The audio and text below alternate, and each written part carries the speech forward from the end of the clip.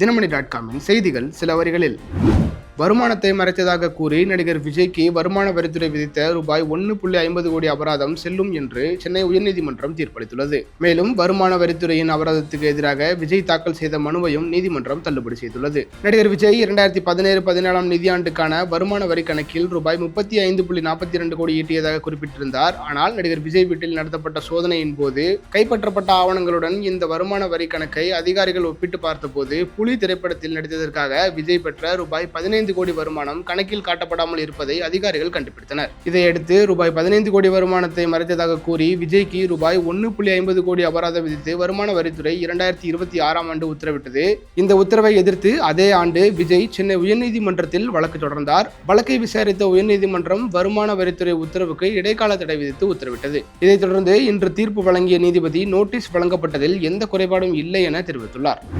மக்களவையில் எதிர்க்கட்சியினர் தொடர்ந்து அமளியில் ஈடுபட்டு வரும் நிலையில் பிப்ரவரி 9 காலை 11 மணி வரை அவை ஒத்திவைக்கப்பட்டுள்ளது. எதிர்க்கட்சித் தலைவர் ராகுல் காந்தி பேசுவதற்கு அனுமதி மறுக்கப்பட்ட விவகாரத்தில் தொடர்ந்து 3வது நாளாக இன்றும் எதிர்க்கட்சி எம்பிக்கள் அமளியில் ஈடுபட்டனர். ஏற்கனவே அமளியில் ஈடுபட்ட எதிர்க்கட்சி எம்பிக்கள் 8 பேர் இடைநீக்கம் செய்யப்பட்டுள்ள நிலையில் இன்றும் அமளி தொடர்ந்தது. இன்று அவை கூடியவுடன் அமளியால் பகல் 12 மணி வரை அவை ஒத்திவைக்கப்பட்டது. பின்னர் பிப்ரவரி 9 வரை ஒத்திவைக்கப்படுவதாக அறிவிக்கப்பட்டுள்ளது. பட்ஜெட் தொடரின் 19 மணி நேரம் 13 நிமிடங்கள் அமளியில் வீணாகியுள்ளது.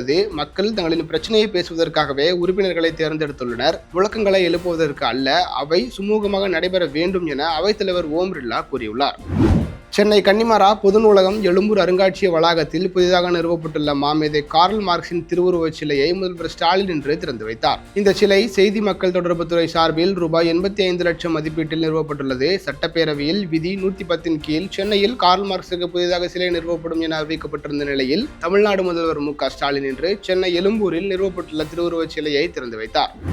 கடந்த 5 ஆண்டுகால ஆட்சியில் ஒரு சில மக்களின் நாக்கில் தேன் தடவும் வேலையை தவிர திமுக என்ன செய்துள்ளது என அதிமுக பொதுச் செயலாளர் எடப்பாடி பழனிசாமி கேள்வி எழுப்பியுள்ளார். ஓட்டு கேட்க முதல்வர் ஸ்டாலின் தயாரா எனவும் அவர் களத்திற்கு வந்தால் அவருக்கு கிடைக்கப் போவது 2.0 அல்ல வெறும் 0 தான் எனவும் அவர் விமர்சித்துள்ளார்.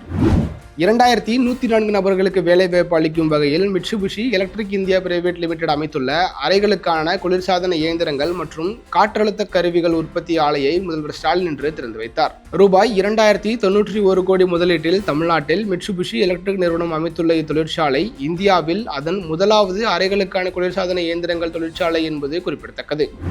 19 வயதுக்கு உட்பட்டோருக்கான உலகக்கோப்பை இறுதிப் போட்டியில் வைபவ் சூரியவன்சி அதிரடியாக 55 பந்துகளில் சதம் விளாசி அசத்தியுள்ளார். இந்தியா மற்றும் இங்கிலாந்துக்கு இடையேயான போட்டியில் இந்தியா 23 ஓவர்களில் 200 ரன்களை கடந்து அபாரமாக விளையாடியது. அதிரடியாக விளையாடிய வைபவ் சூரியவன்சி வெறும் 80 பந்துகளில் அதிரடியாக 175 ரன்கள் எடுத்து ஆட்டமிழந்தார். அதில் 15 பவுண்டரிகள் மற்றும் 15 சிக்சர்கள் அடங்கும். மலையாள நடிகர்கள் அசோகன், ரோஷன் மேத்யூ நடித்த சத்தா பச்சா என்னும் மலையாள திரைப்படம் இன்று முதல் தமிழிலும் திரையிடப்படுகிறது. இயக்குனர் அத்வைத் நாயர் இயக்கத்தில் கடந்த ஜனவரி 22ஆம் தேதி வெளியான இந்த மலையாள திரைப்படத்துக்கு நல்ல விமர்சனங்கள் வந்த நிலையில் தமிழ் மொழியிலும் டப் செய்யப்பட்டு வெளியாகிறது. தினமணி.comஇன் செய்திகள் சிலவர்களில் நிறைவடைந்தது. மீண்டும் சந்திப்போம். வணக்கம்.